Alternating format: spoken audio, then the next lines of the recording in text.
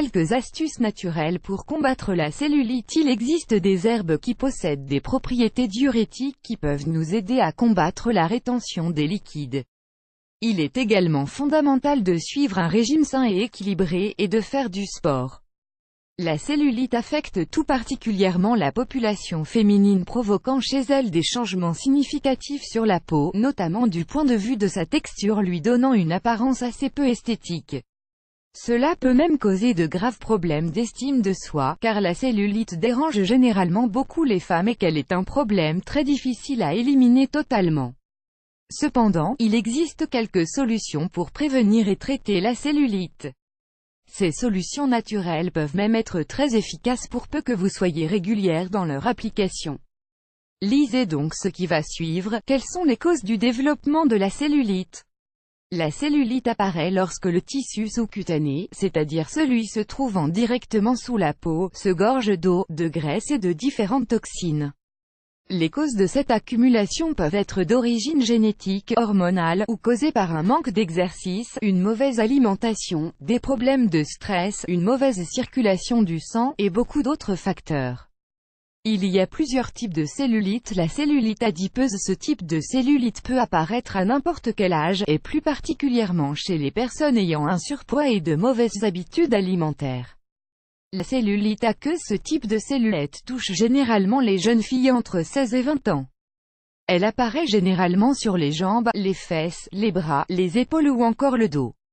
Généralement cette cellulite est relativement douloureuse.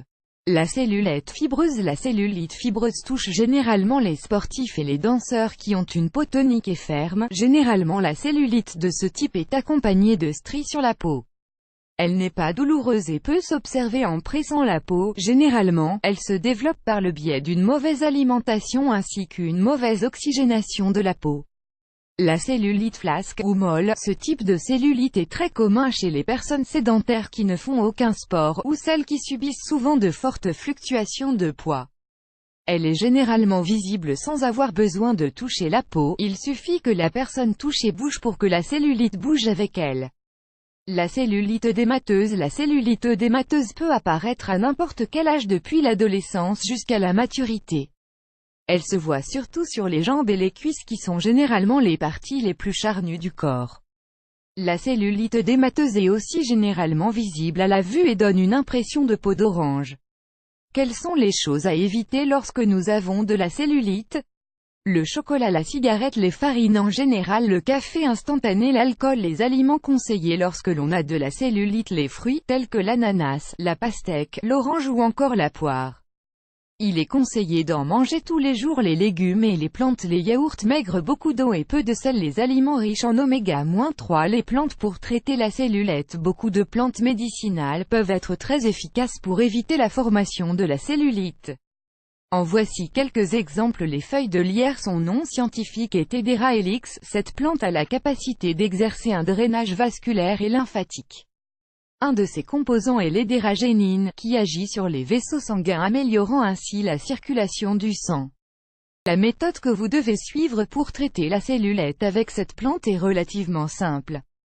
Tout d'abord, vous devez diluer une cuillère de feuilles de lierre sèches dans une tasse d'huile d'olive. Puis laissez le tout macérer au moins 12 heures. Enfin, vous pouvez appliquer cette huile sur les zones affectées.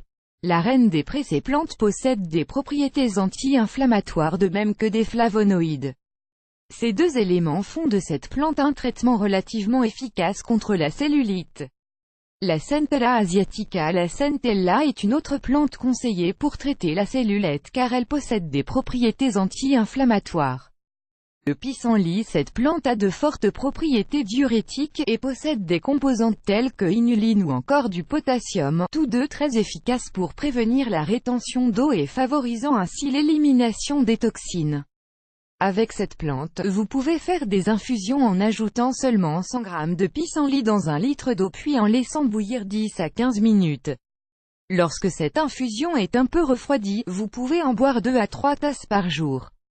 L'ortie. L'ortie est une plante riche en magnésium, un minéral ayant un fort pouvoir drainant sur le système lymphatique.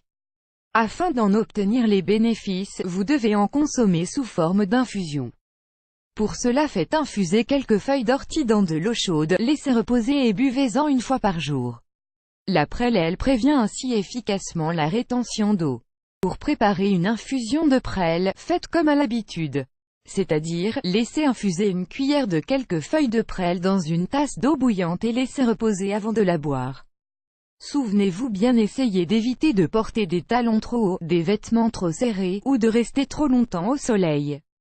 Souvenez-vous aussi que pour prévenir l'apparition de cellulite, il est essentiel d'avoir une bonne hydratation ainsi que pratiquer un sport régulièrement. Même si ce n'est que 30 minutes de marche par jour, cela suffit à activer la circulation du sang et éviter ainsi l'apparition de la cellulite.